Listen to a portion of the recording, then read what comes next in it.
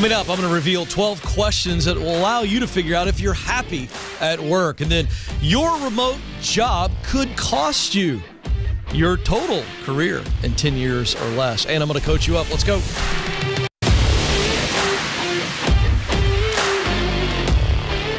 Oh, yes, I am, in fact, coaching you up so that you make more money and experience more meaning. In other words, I'm going to help you make more income and make more impact, and as a result, you're going to enjoy Monday through Friday a whole lot more, and you're going to enjoy your life. I'm Ken. This is the Ken Coleman Show. Let's go. All right. Very excited about this. I am unofficially releasing a 12-question test to allow you to determine very clearly and quickly whether or not you're actually happy in your work. Now, some of you are going, man, I already know.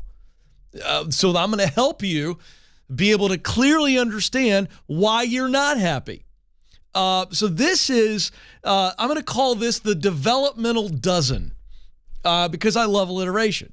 I mean, I'm always looking for a chance to alliterate. It feels better, sounds better, it's more memorable. So there it is. Here we go. Do I know what my role is? That's question one. Question one, do I know what my role is? You're like, come on, Ken, really? Oh, no, you'd be surprised how many people don't know what their role is. I didn't say, do you know what your job is? There's a difference.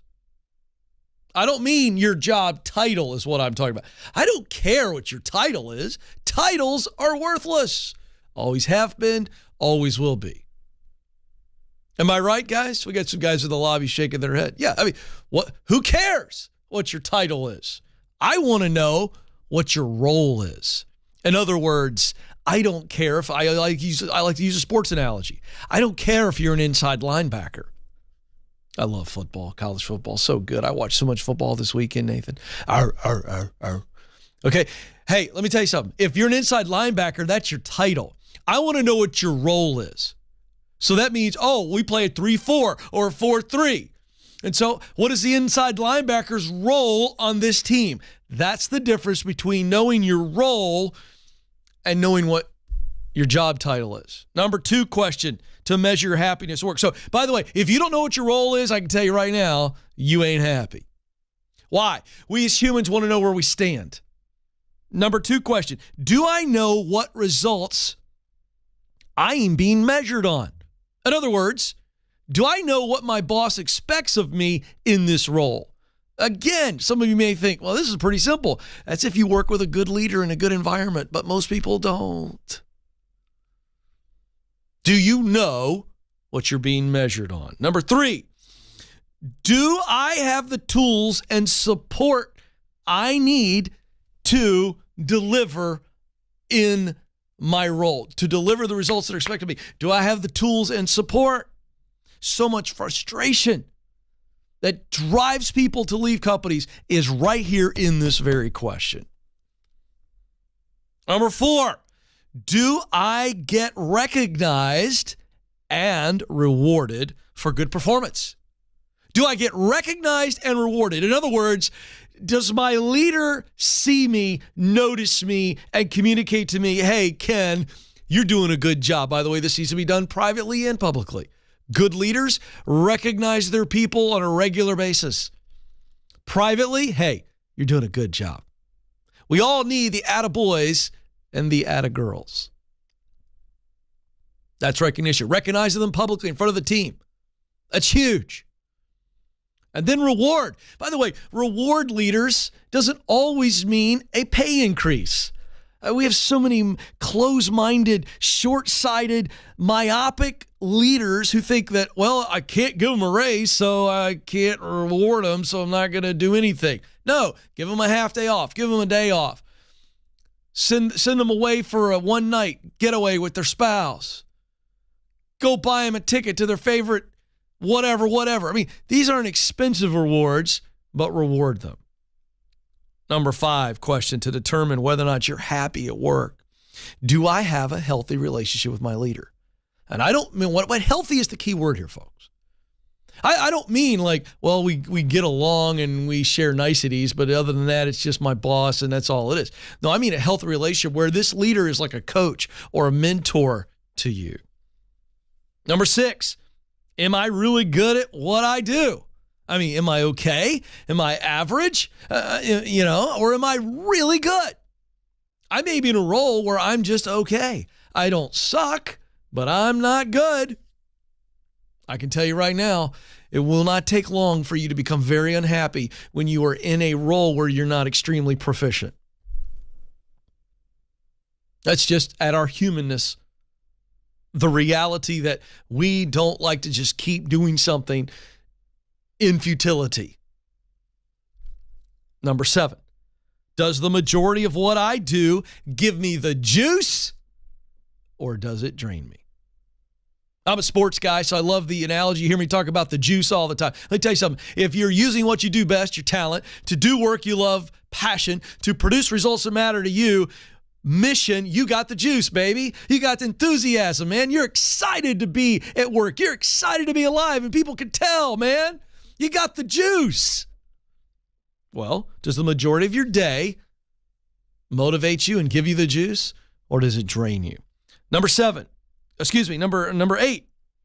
Am I producing results that matter to me? Now, I might be good at my work, and I might enjoy a great amount of aspect of it, but am I producing results that I look at, and at the end of the day, end of the week, end of the month, I look at that and I go, that matter deeply to me. So I got to have the juice, and I got to produce things that matter. Number 9, do I have opportunities to get more training and development? In other words, do you see that there's a chance for you to climb the ladder where you are? Because they're going to train you and develop you with an eye on promoting you. Number 10, do I see a path to getting promoted? Are the conversations there because of the training and development? The last question. Or my leader saying, hey, I see you. You're doing great. Keep it up. Here's what we're thinking. We're going to promote you into this role, and here's when we're going to do it and how. Is that conversation happening? Number 11, do I have meaningful relationships in the office? Do I have real friendships? Or am I just kind of bouncing around and I'm a bit of a loner? Do I have meaningful relationships in the office? I can tell you right now, one of the greatest sources of unhappiness at work is this very point. We spend the majority of our life at work, and if we have no meaningful relationships, my goodness, we are dying slowly because we are relationship driven. We are creatures of connection. Number 12, in the developmental dozen, am I in a healthy environment? Is it a healthy culture where we're all together and crusaders and the leadership care about people? It's not driven by backbiting and gossip and politics and everything else. It's a healthy environment. Those are the 12 questions. We need to make these available. We need to put this on the Facebook page. And I'm going to post it on my Instagram account at Ken Coleman if you want to go check that out. These 12 questions right here get right to the bottom of what I believe, and I pay attention to this. I've talked to over 5,000 people who are unhappy. And I'm telling you, that's as tight of a list as it gets. Those dozen questions will help you realize whether or not you're happy. And then those are the source of the unhappiness and what we have to do about them. Coming up next, all of you that want to stay in remote work, you could be endangering your career. You should be scared. I'll explain next.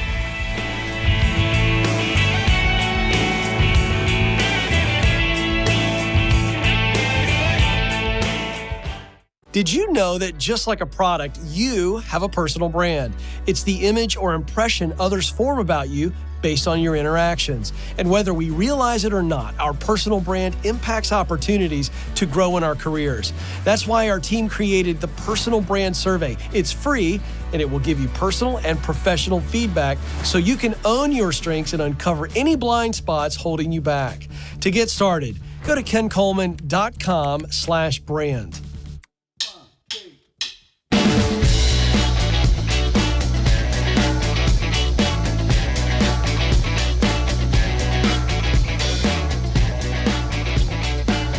I got a little extra juice today. Not in the tumbler. In here. Right here. Team loves to laugh at me when I talk about the juice, but I'm going to talk about it more. Because I am on a crusade for people to realize that you have so much to offer to this world, and when you can figure it out and do it in your 9 to 5, which doesn't even have to be a 9 to 5. I'm telling you, you're going to be just bouncing around inside, outside. So let's get to boy, this is going to step on some toes today. Here we go. But I am a man of the people, by the people, for the people. Don't forget that. One goal in this show is to give you the competitive edge to win in your work, and you're going to win in life. By the way, you're in a competition whether you like it or not. Even if you don't like sports like I do and you always fall into sports metaphors, here's what I'm trying to tell you. You are competing against the you of yesterday. Think about that one for a second. And you are, in fact, competing. It doesn't have to be ugly, but you're competing against people in your office. You're competing outside. We've seen 60+ million people change their jobs in the last 12 months, folks. That is extraordinary. That trend does not seem to be stopping. You are in a competition. And I don't care what has happened in our culture, and my generation is just as much to blame as anybody, where we started putting bike helmets and elbow pads on every little kid. Back in my day, we didn't have bike helmets nor elbow pads. If you wrecked, you stuck to the sheets for 3 nights and you learned your freaking lesson. You weren't going to wreck again, right? But we've eliminated failure out of the lives of our kids, and we've eliminated struggle, and everybody's a freaking snowflake. That was extra. But let me just tell you, I'm right. So you are competing. And you better realize it. Listen, I'm really trying to tell the younger generation, Gen Z, you are in a competition. And when you leave mama and daddy and you get out into the real world, guess what? There ain't a freaking trophy for everybody. And you will get rejected. You will get overlooked. You will get screwed over. Listen, somebody's got to tell you. It's going to happen, and it's going to be okay. And so understanding that we are in a competition and we got to give everything we got to win today so we can win tomorrow is important to understand. And here we go. Remote work could be the reason you don't have a job in 10 years. What? I'm never going back to the office again. Screw leadership. I'm staying home. Okay. I've been warning you. Now we have some experts. Now that I've gotten your attention, I didn't say I'm anti-remote work, so don't send me emails. I don't read them anyway. What I said is that you who say, I'm never going back again, I'm only going to do remote work, you may not have a choice. And now we got some interesting evidence. Here we go. Fortune magazine article. This is the lead paragraph in an article by Jane Thier. Workers who have been rejoicing about their ability to log on from anywhere might do well to consider the inverse. A worker somewhere else can probably do their job cheaper. For those of you that aren't watching, that's my swallow hard sound effect I'm doing on my own today. The fact that many jobs can be done from home can also mean that they can be done from anywhere around the globe. And this is often missing in the remote work discussion. This from Anna Stansberry, a professor of work and organization studies at MIT, Sloan School of Business. So this is not some dolt. This is a sharp woman. She's really smart. She's studying the trends. She's right. She goes on to say, many call center type jobs or remote first jobs like software design or back-end engineering have already been offshored. It's true. But if high-paying white-collar jobs can be done remotely, outsourcing them to cheaper areas could pretty clearly offer huge savings. The potential for change would be seismic. It's a direct quote. If all of these well-paid white-collar jobs were suddenly outsourced to less rich countries. Now, let me just pause. How many of you out there think it's possible that big-time multinational corporations, big-time American corporations that are publicly held, and it's all about the stock price, baby, you're telling me that they won't consider taking your remote job and giving it to somebody in some other country on some other continent for 30, 40, 50% less money? You think they're not already thinking about it? Get your head out of the sand. Should you be afraid? I think you should. Stansberry cites the research of Richard Baldwin, an economics professor at the Graduate Institute in Geneva, Switzerland. These are smart people, way smarter than me. I promise you that. This is a direct quote. If you can do your job from home, be scared. Be very scared. Because somebody in India or wherever is willing to do it for much less. And this is a global thing. It's absolutely right. According to the Washington Post, again, they did an analysis of the Labor Department data on remote work during the pandemic. The more a job pays, the easier it is to do remotely. And the highest paying industries like software and internet publishing have the most remote workers. The lowest paying jobs in sectors like retail and food service are also the least likely to go remote. So all that to say that in this new world of work, you trying to take a stand and saying, I'm never going back to the office, could endanger your professional possibilities and you might lose your job sooner rather than later. Now, I want to paint some more of the picture because I'm not a doom and gloom guy, but I am, and I have a lot of fun every day saying I'm a man of the people and all this stuff. I'm just entertaining myself, if we must be honest. But the point is that I am warning you that this is a reality. Companies, I reported on this last week, big-time companies are saying, we want you back in the office. And I think the new norm is what they're calling hybrid. I think this is already mass adoption. And I think it's going to continue to be that way. But rest assured that in the hybrid model, it still requires for you to come into the office some. And so the options for those of you, and you know a lot of people, and I know I got a lot of new people watch this show all the time. You don't know me from Adam's House Cat. Glad you stumbled onto our show.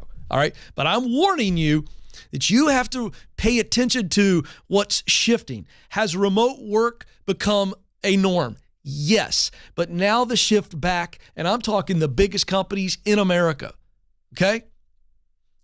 I mean, they're coming out and they're monitoring you. I've also banged against that, okay? I've called out Jamie Dimon by name. There are companies out there monitoring people's key fobs when they walk in. All right, we're going to cover that some more. They're monitoring your keystrokes. They're monitoring. I hate that. I think it's nannyship. I don't think it's leadership.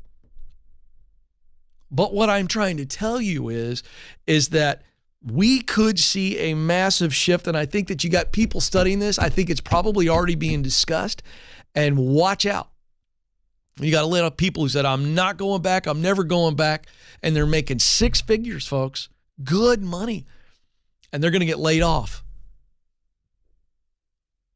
And I'm not trying to be doom and gloom, but let me paint more of the picture here in case you think, well, Ken's just talking about a new article. Now listen, one of the major drivers of the inflationary environment that we are in right now is, in fact, wages.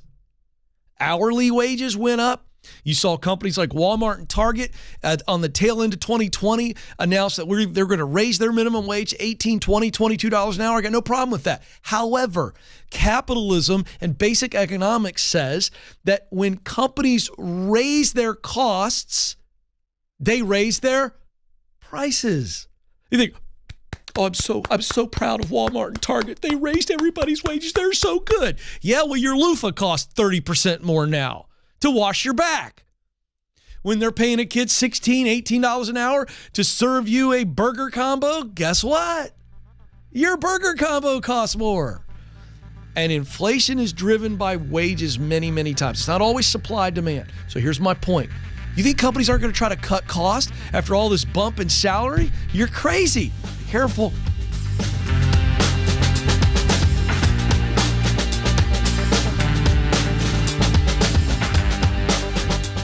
So you just landed the new job. Congratulations. You've made it past the interviews and now it's time to onboard with excellence.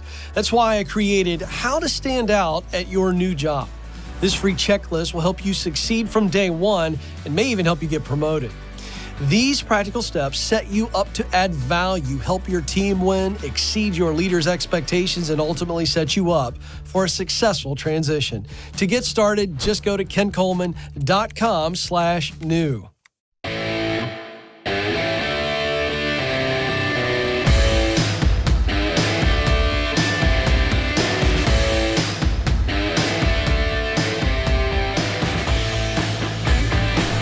Welcome back to the Ken Coleman Show. Big shout out to our YouTube crazies. These are the people that are watching live on YouTube right now, and they're in the chat room. R. Vegas said, wow, Ken really does have the juice today. Come on, man. I got the juice every day. Harley Quinzel says, I love the paper crinkle. Well, there you go. Somebody else said, that is a big tumbler. Ralph Mendoza says, Michigan, Ken's team is undefeated, so he's got a little extra pep in his step. Has nothing to do with Michigan being 5-0, but I will take that opportunity to point that out. So there you go. All right. Continuing to warn and coach and guide the people, because I am a man of the people. There's a new term out called productivity paranoia. Just full warning, I'm going to have a lot of juice in this segment too, because this makes me angry. I cannot stand weak leadership. I can't stand it. It's like putting lukewarm water in your mouth. Who likes that? Microsoft has a brand new study of corporate workplaces out, and I want to reveal some of this to you. The big finding was a perception gap between employees and leaders about hybrid work. And their concern is that this could turn up the apple cart or whatever, turn it over, whatever I'm trying to say here today. So this is interesting. 87% of surveyed workers say, I'm productive. But 12% of leaders say they're confident their employees are productive. Wah, wah, wah. That's what's going on. This is a big problem. 87% of workers, yeah, man, I'm productive. I'm doing a good job. 12% of employers, bosses, managers, leaders, no, I don't think so. Uh-oh. And this is what they're calling productivity paranoia. This is what Microsoft has coined this term. They surveyed 20,000 people at companies in 11 different countries. So this is a sizable study. All right. This is enough data that this is pretty concrete stuff. And this ought to concern you leaders, and it ought to concern those of you that aren't in leadership position. One of the causes, according to the survey, is the decline in what we've all heard, if you've been in the workforce for any amount of time, called management by walking around, right? It's where your leader walks around, kind of scans over the cubes or walks in your office and all that kind of nonsense. So in other words, out of sight, out of mind is what has been happening with all the remote and hybrid work. And you take a leader who's weak, a leader who doesn't know how to communicate, and that out of sight, out of mind becomes out of sight, always on my mind. You see what just happened there? They actually start getting paranoid and they start freaking out and they're wondering if you're productive because they're worried about their butt being on the line or whatever. And they can't see you. Therefore, they begin to not trust you. And weak leaders are very susceptible to this. And this creates a cycle of distrust and discouragement and, quite frankly, people leaving. The survey found a lack of trust in employee productivity is more common among managers whose teams are continuing to work away from the traditional office. So I just described that. But here's what's interesting. The number of weekly meetings, according to all these people that are using this Microsoft software, was up 153% since the start of the pandemic. About 42% of the meeting attendees are multitasking by sending email and other messages. Exactly. This is why I hate meetings. I have a profound hatred of meetings. Anybody who works with me on my team knows instead of a meeting, I like just popping up next to their desk. Poor Alex. He'll be at his desk working away. He's got his headphones on. He's in deep work. And all of a sudden, bing, there I am. Right? But it takes less than a minute or two to get what I need to go. Well, but see, if you don't do that kind of stuff, everybody's got to have a meeting and we spend an hour discussing something that could probably be accomplished in 5 minutes. Now, am I being overly general right now? Yes, but I'm also making a point. My good friend Pat Lencioni wrote a book called Death by Meeting. Hey, every leader needs to read it. Now, if everybody's meeting all the time, but 42% of everybody is multitasking. They're not really paying attention in the meeting, and they're trying to look busy. And this is a new phenomenon because people don't want to be burned out, but they don't want to be fired. It's called live action role playing. Anne Helen Peterson studied this, and she's an author, and she basically called it live action role playing, where basically people are trying to create busy work at key times to make it look like they're engaged. Satya Nadella, a Microsoft CEO, who was talking recently in London in a webcast about the findings, said, this is a direct quote, "Work as we know it has structurally gone through a massive change.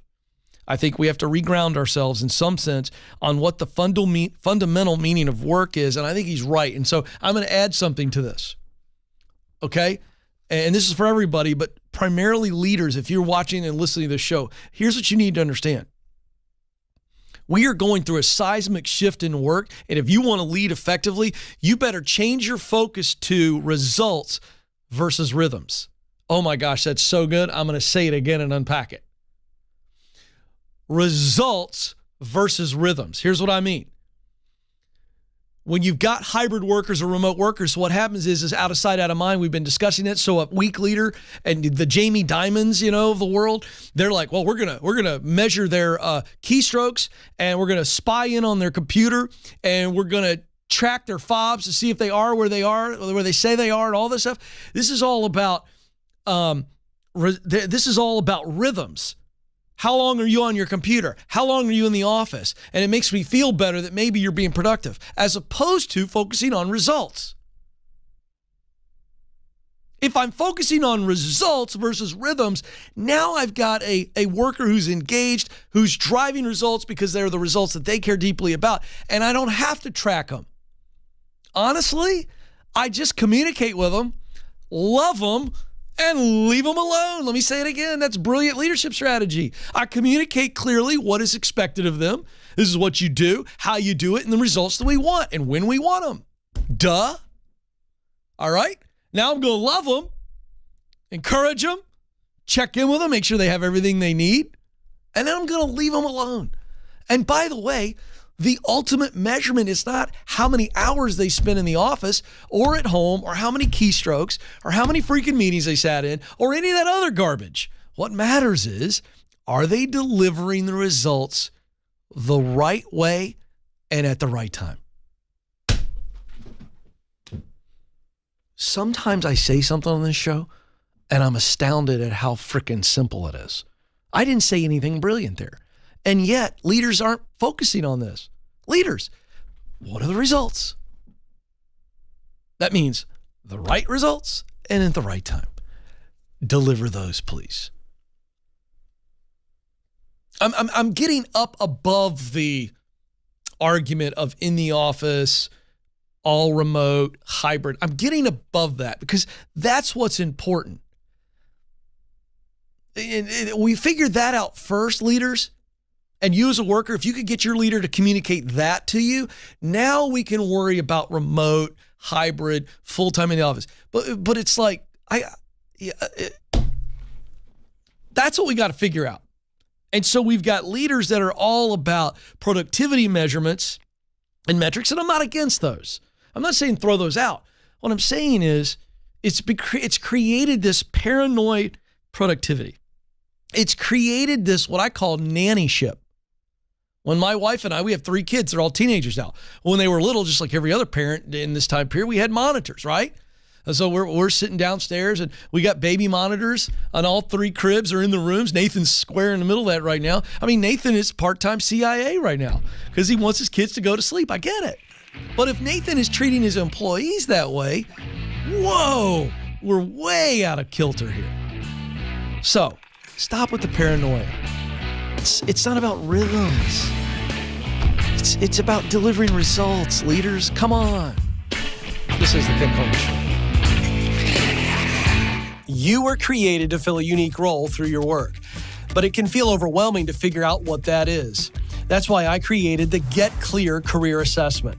In just 15 minutes, you'll get customized results that clarify what you do best, the work you love to do, and the results that motivate you. All this helps you discover what you were born to do. And you'll get a list of professional possibilities to help you in your job search. To get started, go to kencoleman.com/assessment.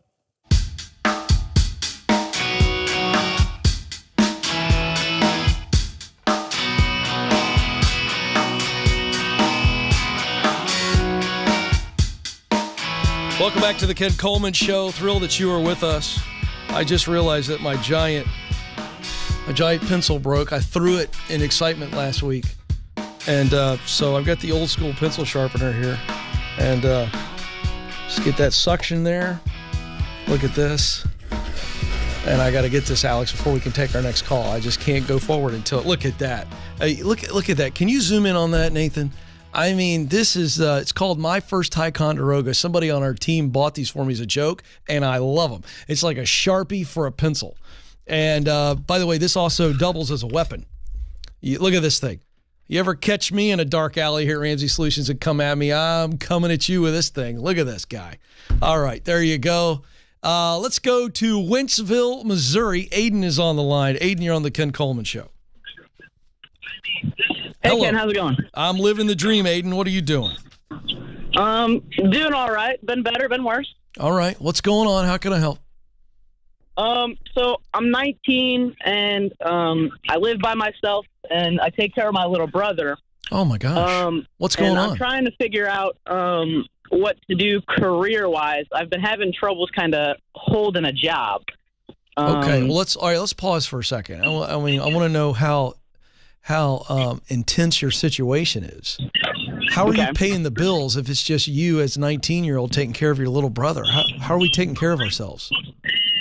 So I'm pretty good with my finances. I'm on step 3 or 3B. I'm saving up for a down payment on a house. So I have my 6-month emergency fund, and I just kind of have multiple jobs. So I have a day job, and then I do DoorDash at night.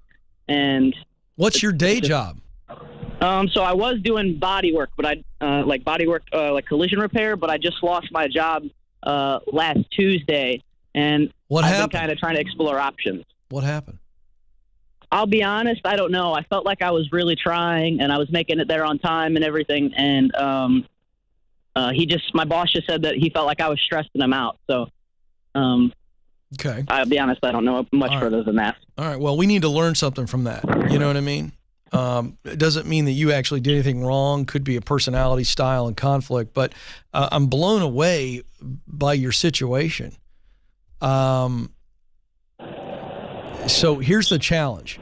You're the breadwinner for you and your brother, or do you have some type of stipend or money coming into you guys? I really need to understand that. No, it's just me. I mean, he's old enough to where he has a job for himself. How old is he? So we split bills however we can. But how old is he?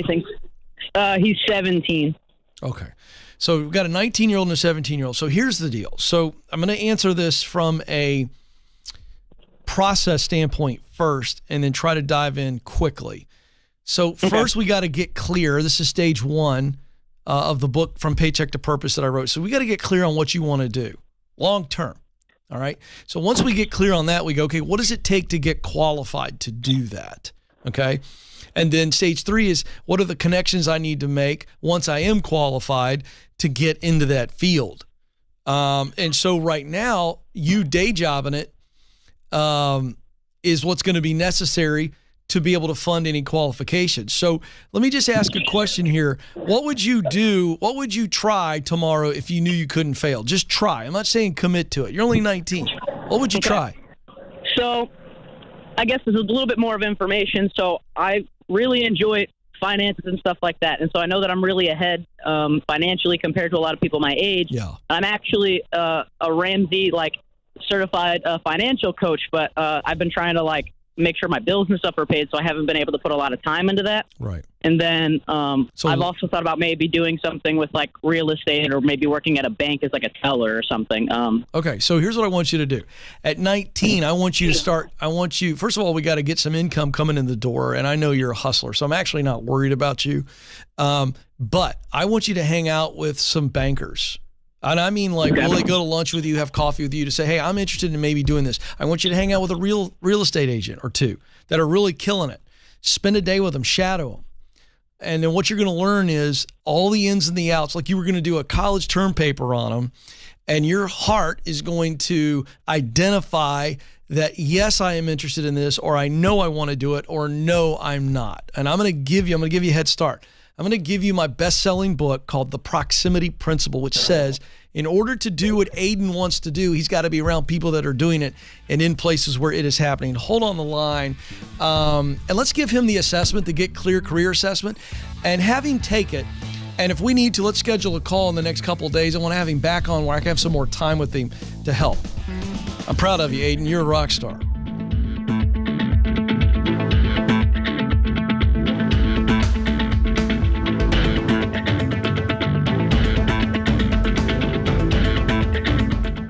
Did you know that recruiters take an average of 6 seconds to scan a resume? And that's if they ever see it in the first place. In fact, 75% of resumes are rejected before reaching a hiring manager. Listen, folks, if you want to get hired, you've got to make your resume worth noticing. That's why we created How to Write the Perfect Resume. This free guide will walk you through the 5 steps to stand out in the hiring process to get you your dream job. If you want to get started, go to kencoleman.com/resume.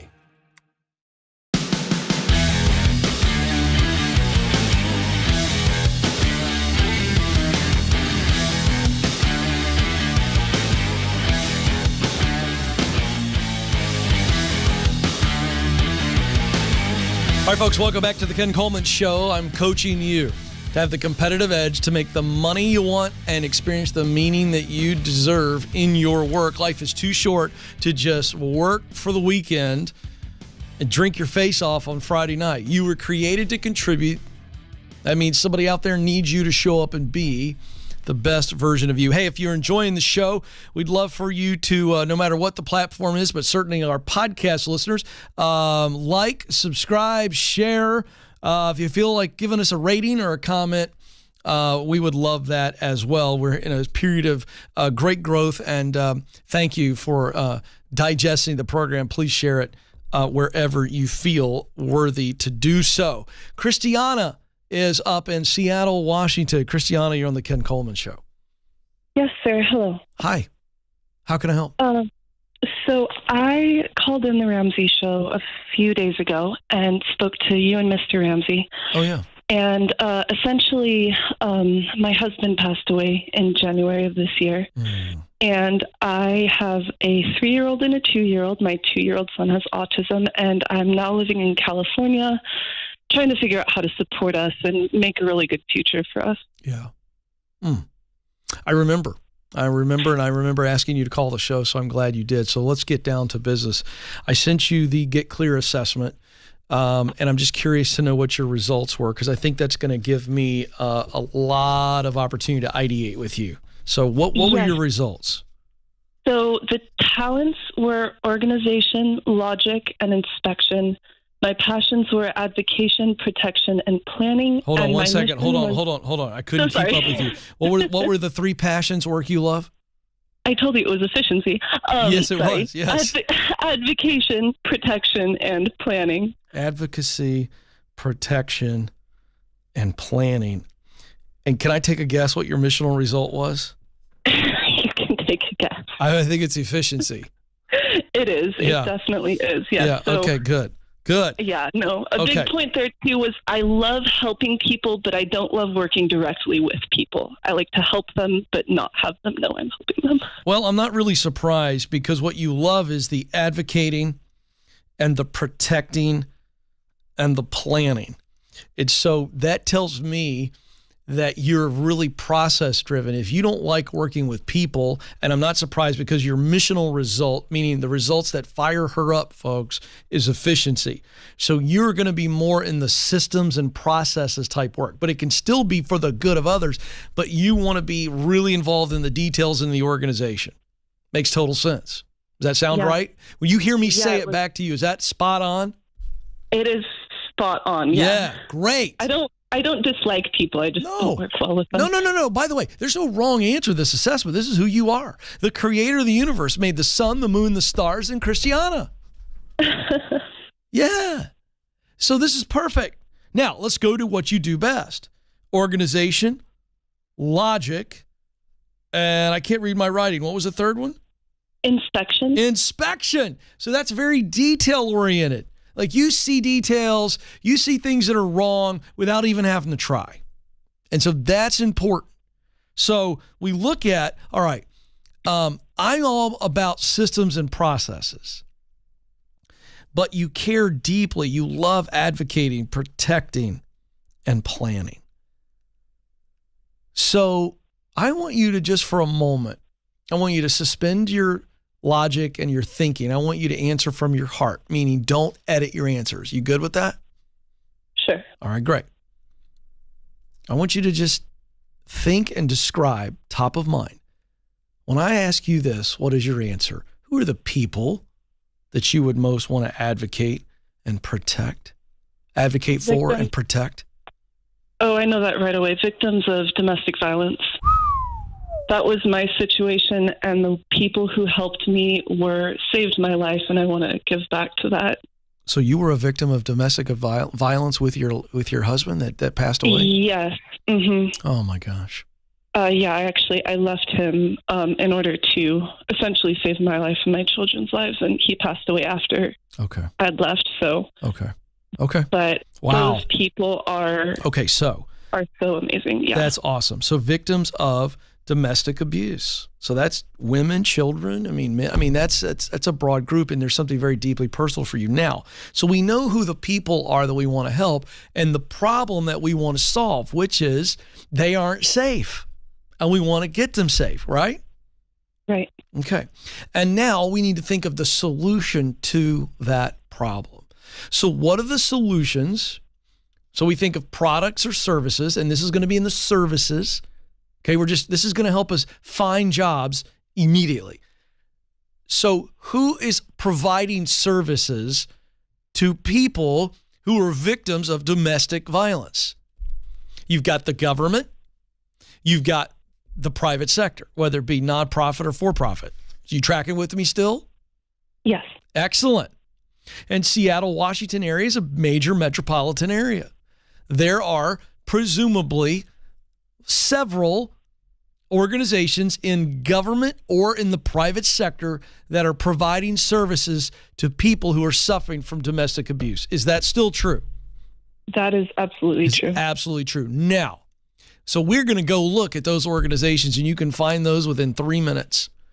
Just go on the Google, as I like to say, and we can find them. I could find them right now. Now, when we get familiar with those organizations, we begin to see what are the jobs that they offer. They may not be hiring right now for something that you want, but what do they offer? And as you begin to look at the type of jobs that they offer, then you come back to this purpose sentence, this purpose statement that we read, that you were created to use your top talents of organization, logic, and inspection to do the work of advocating, protecting, and planning to create the results of efficiency. So those organizations need to be more efficient in offering the services that they offer. And so you would be a person that would address efficiency within the organization that is offering the services to the men and women and children who are suffering from domestic abuse. So you would be involved with the planning and advocating for better systems, because you could be behind the scenes. You're not counseling or on the front lines, but you are a woman who has suffered through domestic abuse. You have a process type brain. You have a critical brain that looks at details and says, this is not working the way it should. Here's how you guys are taking intake, and this could be done this, and we could be faster and more efficient here. Now, when I begin to describe that, tell me what emotion you're feeling. I feel joyful that I could help people in that way and not have to, make a change in their lives without necessarily being directly in their lives. Exactly. Now, here's some other good news. I'm going to venture, stop short of guaranteeing, but venture that a lot of the support and process organizational jobs within those government agencies, nonprofit organizations, or for-profit, they need people like you who are glue. I'm going to venture that. And so that's what we're going for right there. And when they hear your story and you develop connections, so you know somebody that knows somebody that knows somebody over there, but that's what you're looking for long term. Now, in the short term, you may have to do some remote work or some part-time jobs to keep bringing money in. You're a mama bear, and I believe that you're going to do whatever it takes to take care of those babies. But our long-term vision is what we just described. How does that feel? Do you feel like that's your long-term, full-time work play? I do feel that, and I do realize that's something that may take time to happen, but it might. I think I can do it. It might, but you know what? I'm looking for a reception job. If it takes a little more qualifications, some training to be doing some of the operations and efficiency work, great. I don't think it's going to. But what if I get in as a receptionist and I blow them away with my details and how good I am and how organized I am? And they find out my story and they fall in love with me. And then they realize I want to jump into an operations role, maybe office manager role, leads to back-end system stuff. Who knows where this is going? But that's how you get there, and you will get there. Hang on the line. Let's give her, if she didn't get it that day, let's make sure she gets Paycheck to Purpose, the book, and the Proximity Principle. And if you're in the Seattle area and you want to reach out to the show to help her, please do so. This is the Ken Coleman Show. Press on. Thanks for listening to the Ken Coleman Show. For more, you can find the show on demand wherever you listen to podcasts and watch the show on YouTube. You can also find Ken across all social media by following @Ken Coleman.